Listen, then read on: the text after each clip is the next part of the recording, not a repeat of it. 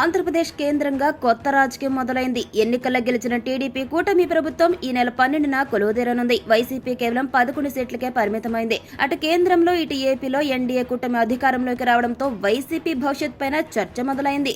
జగన్ తో పార్టీ నేతలు సమావేశమవుతున్నారు. జగన్ వారికి భవిష్యత్తు పైన భరోసా ఇస్తున్నారు. ఇదే టైంలో అనూహ్యంగా జగన్ ఢిల్లీ యాత్ర పైన పార్టీలో ఆసక్తికర చర్చ మొదలైంది. జగన్ కార్యాచరణ తిరిగి అధికారంలోకి వస్తాయని జగన్ ఫలితాల వరకు ధీమాగా కనిపించారు. కానీ ఫలితాల్లో మాత్రం నిరాశ తప్పలేదు. వైసీపీ ఓటమి కంటే పార్టీకి దక్కిన సీట్లు నేతలు కేడర్ జీర్ణించుకోలేకపోతున్నారు. జగన్ తమకు ప్రతిపక్షంలో ఉండడం కొత్త కాదని ప్రజల తరపు నిలబడతామని చెప్పుకొచ్చారు. అధికారంలో ఉన్న సమయంలో జగన్ సలహాదారులు సీఎంఓ అధికారుల తీరుపైన ఇప్పుడు ఓటమి తర్వాత వైసీపీ నేతలు మండిపడుతున్నారు.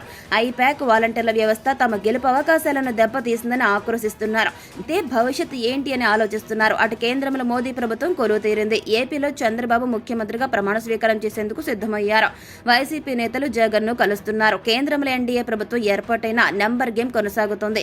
ప్రస్తుతానికి ఎన్డీఏకు మద్దతు విషయంలో ఎలాంటి సమస్య లేదు. కానీ బీజేపీ ముఖ్య నేతలు భవిష్యత్తులోనూ ఇబ్బందులు లేకుండా జాగ్రత్త పడుతున్నారు. అటు ఇండియా కూటమి సైతం అప్రమత్తంగా కనిపిస్తుంది. ప్రతి పార్టీ ప్రతి ఎంపీ కీలకంగా మారుతున్నారు.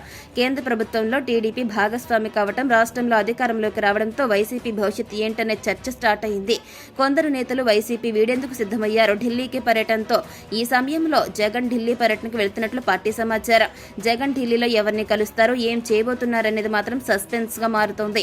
జగన్ కాంగ్రెస్ కూటమితో కలిసేందుకు ససేమిరా అంటున్నారు. బీజేపీతో టీడీపీ కలిసి ఉన్నటువంటి ఈ సందర్భంలో కేంద్రంలోని ముఖ్య నేతలతో తిరిగి సత్సంబంధాలు సాధ్యం కావనే వాదన ఉంది. తాజాగా మూడోసారి ప్రధానిగా ప్రమాణ స్వీకారం చేసిన మోదీకి జగన్ అభినందనలు తెలిపారు. 2019-24 వరకు జగన్ మోదీ మధ్య సత్సంబంధాలు కొనసాగాయి. ఢిల్లీ కేంద్రంగా జరుగుతున్నటువంటి రాజకీయ చర్చల వేళ జగన్ ఢిల్లీ వెళ్తున్నారనే సమాచారం పొలిటికల్ సర్కిల్స్ లో ఆసక్తికరంగా మారింది.